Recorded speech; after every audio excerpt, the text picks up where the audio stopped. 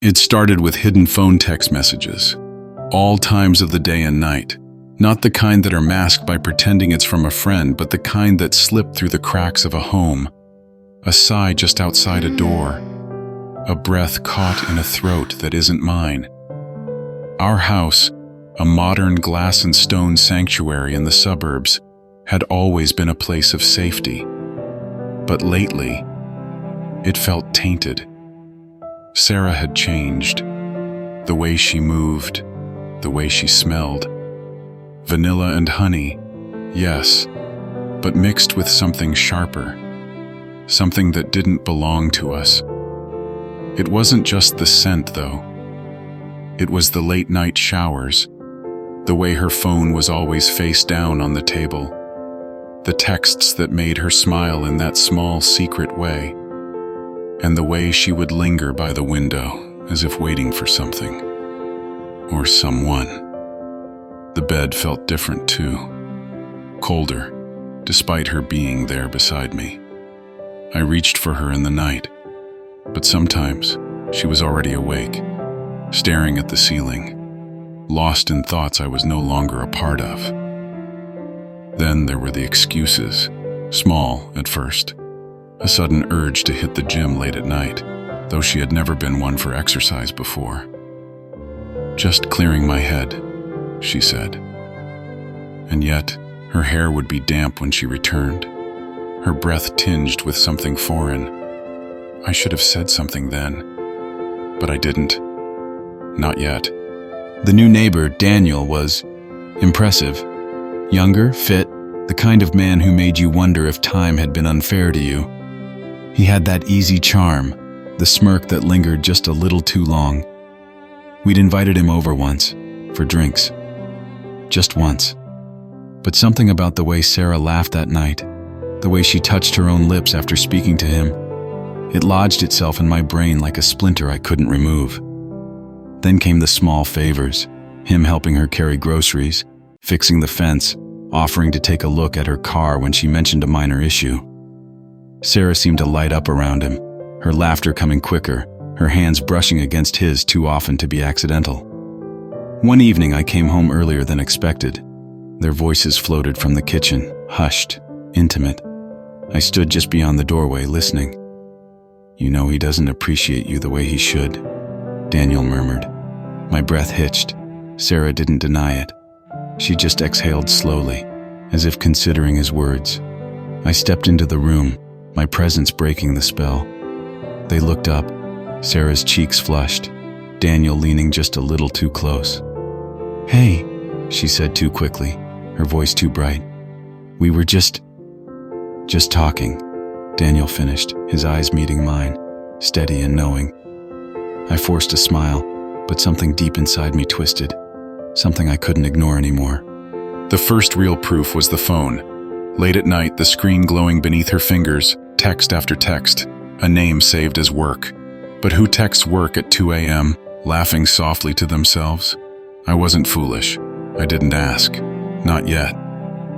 But the distance between us grew. She would slip out of bed long after midnight, stepping into the bathroom for whispered calls. Once, when she thought I was asleep, I heard her murmur his name. My stomach tightened. I tried to tell myself it was nothing, that I was overthinking, but the gut never lies, does it? One night, I picked up her phone while she showered. My fingers hovered over the passcode screen. I had never invaded her privacy before, but something urged me forward. Then she stepped out, dripping wet, eyes narrowing as she saw the phone in my hands. "Looking for something?" she asked, wrapping the towel around herself. Her voice was light, but her eyes, they were anything but. I placed it down. "No, just moving it." She smiled, slow and knowing. Good. I had to work late that night. Or at least that's what I told her. But really, I parked down the street. Watched. Her silhouette framed in the upstairs window. The bedroom light dimmed, but not before I saw another shadow join hers. I sat there, gripping the steering wheel, my heart hammering against my ribs. I could have left, could have driven off and pretended it was nothing. But instead, I watched until I couldn't deny what I was seeing. She wasn't just with him, she was alive with him. The way she moved, the way she clung to him. It was different. Not just an act of betrayal, but of passion. A passion I hadn't seen in years. I felt sick. My vision blurred, and yet I couldn't look away. At some point I realized I was gripping my wedding ring so tightly that my fingers ached. That's when I drove away. Not out of mercy, but because I couldn't stand to witness one more second. I waited until morning. When she kissed me, the taste of him was still on her lips.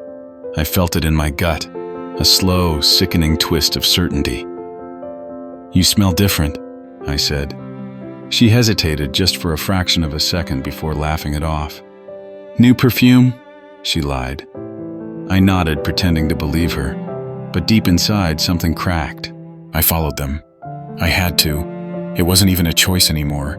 It was instinct, a sickening compulsion that gripped my chest so tightly I could hardly breathe.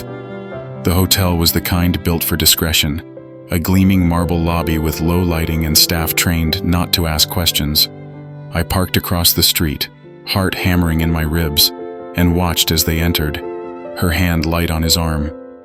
Inside, the bar was dimly lit, golden chandeliers casting pools of warmth against the dark mahogany tables. I slid onto a stool, ordering a whiskey, my hands tightening around the glass as I saw them across the room. She leaned into him, smiling in a way she hadn't smiled at me in years. The way he looked at her, hungry, confident, assured, sent something shattering through me. They moved toward the elevator, disappearing behind the sliding gold doors. I swallowed hard, setting my drink down. My feet felt rooted to the floor, but my mind screamed at me to move. I stood, heart pounding, and made my way to the elevator bank. The numbers on the screen ticked upward, each one sealing my fate. The hallway was quiet, the plush carpet absorbing my hesitant footsteps. Room 312. The door was slightly ajar, just enough to show flickering light from within. I approached, each step a battle against my better judgment. Through the gap I saw them. Her back was against the wall, his hands on her hips, their bodies pressed together in a way that spoke of urgency, of pent-up passion. She laughed, soft, breathless, before pulling him toward the bed. My stomach clenched. My hand hovered near the door, temptation and fury warring inside me. Did I barge in? Did I call out her name? Or did I turn away, let her do this, let the truth carve into me like a knife? I stayed frozen, watching shadows shift against the wall, listening to the low hum of their whispered words. My hands shook as I stepped back, my breath ragged, my chest hollow. The moment stretched, and then, finally, I walked away. The house felt emptier, even when she was there. Every conversation was laced with silence, every glance filled with questions neither of us dared ask. I tried to ignore the memories of that night, but they clawed their way back when I least expected them. The image of her tangled in another man's arms, the way her voice had a softness I hadn't heard in years. I spent more nights away, drove without a destination, letting the road stretch endlessly before me. Anything to escape the weight of knowing.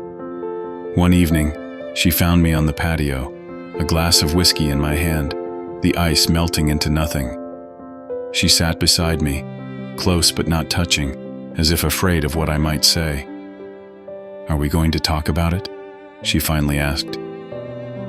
I exhaled slowly, watching the amber liquid swirl in my glass. "Talk about what? That I know? That I saw? That every time I close my eyes I see you with him?" My voice was calmer than I felt. She didn't answer, just looked at her hands, twisting the ring on her finger. "It wasn't supposed to happen this way." I let out a bitter laugh. "And how was it supposed to happen?" She sighed, rubbing her temples. "I don't know. I never meant to hurt you." Silence stretched between us, thick and suffocating. I studied her, searching for something. Guilt, remorse, anything that would make this feel real. But all I saw was exhaustion, the same weariness I felt settling deep in my bones. I keep thinking about it, I admitted. That night, the way you looked at him, the way you touched him, it was like you weren't the same person anymore. She swallowed hard. I was just lost. I felt invisible for so long, like we were just going through the motions. And then, suddenly, someone saw me again. I shook my head, a sharp pain cutting through my chest. I saw you, Sarah. I always saw you. She flinched at that, tears brimming in her eyes, but she didn't deny it. Instead, she reached for my hand. I let her, but I didn't grip back. "Do you hate me?" she whispered. I exhaled, my chest tightening. "I don't know. I think I hate what you did, but I don't know if I can hate you." She nodded, her thumb running over the back of my hand in slow, absent circles. I don't know what happens next. Neither did I. We sat in silence, the weight of our brokenness filling the space between us. The night stretched on, neither of us moving, neither of us ready to take the next step. And maybe that was the real tragedy. We had both already lost, but neither of us knew how to let go. Morning came, but nothing felt lighter. She still moved around the house like a shadow, waiting for a resolution that neither of us had. I packed a bag that day, just the essentials. I didn't know where I was going, only that I couldn't stay. She watched me from the doorway, arms wrapped around herself. "You don't have to go." I met her gaze, searching for something. Guilt, regret, love, maybe all of them. "And if I stay, what then?" Her lips parted, but no words came. And in that silence, I had my answer. I walked past her, the weight of what we had built pressing down on me. Maybe I'd be back, maybe I wouldn't. But in that moment, all I knew was that I needed to leave. The drive was endless, the road stretching before me, the silence inside the car deafening. The radio was off, the hum of the tires against the pavement the only sound accompanying me. Every streetlight passed felt like a marker of the life I was leaving behind, yet I couldn't bring myself to turn back. I stopped at a gas station an hour away, stepping out into the cool night air. The fluorescent lights overhead buzzed faintly as I filled the tank, my reflection ghostly in the car window. My phone sat on the passenger seat, dark and silent. No messages, no missed calls. Had she expected me to come back? Had she wanted me to? I leaned against the car, staring up at the sky. The stars were unfamiliar, scattered across the vast emptiness above me. I thought about the years we had spent together, the quiet mornings, the late-night laughter, the moments when love had felt effortless. I thought about how it had all unraveled slowly at first, then all at once. Would she be waiting when I returned? Would there even be a home left to return to? A part of me wanted to call her, to hear her voice, to ask if there was still something worth salvaging, but my hand stayed at my side. Some questions don't have answers. Some wounds don't heal with words. The night stretched on. I got back in the car, the keys cold in my hand. I could keep driving. I could turn around. The choice sat heavy in my chest, a weight I wasn't ready to lift just yet. I exhaled, gripping the wheel, feeling the pull of the past and the uncertainty of the future. And then, as the gas station lights flickered behind me, I made my choice. It was time I lived for me. I was never going to return. Like, follow, subscribe. Until next time.